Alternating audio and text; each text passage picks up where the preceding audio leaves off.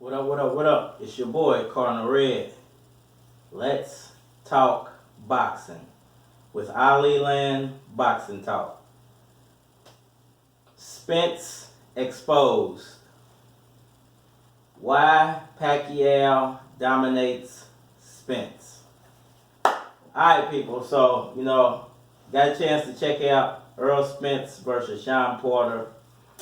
And in my humble opinion, I feel like Errol Spence exposed himself to any potential fight with Manny Pacquiao. And I'm saying that not to down Errol Spence or his talents, but in my opinion, I didn't feel like going into this fight that Shawn Porter was of the caliber of a Manny Pacquiao, a Errol Spence, a Terrence Crawford, a Floyd Mayweather, not even on the level of a Keith Thurman, just because I didn't respect his talent that much, put it that way. So even though Errol Spence won this fight, I feel like there were a lot of things similar to what Josesito Lopez was able to do versus Keith Thurman.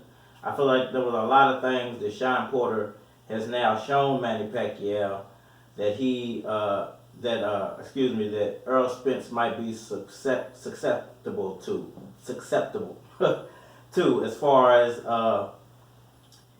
him taking punches at certain angles, him trying to punch while moving backwards, him getting caught with a lot of looping punches. And I've said before that he's a great power fighter, and he's great when you put certain fighters in front of him.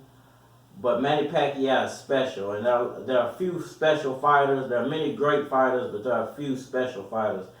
And these things are things I feel like Manny Pacquiao will seriously be able to take advantage of. Now, I give him a lot more respect now to Shawn Porter for the performance he put up, and I've actually taken Errol Spence down a notch.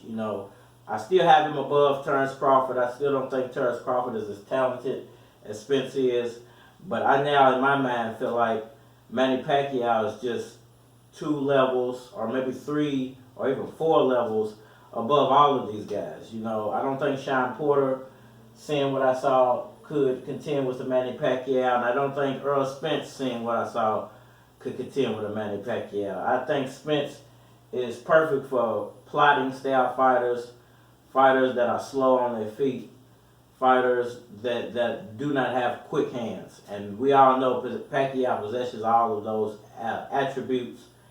And not only that, he's so much more experienced than Spence is in big time fights.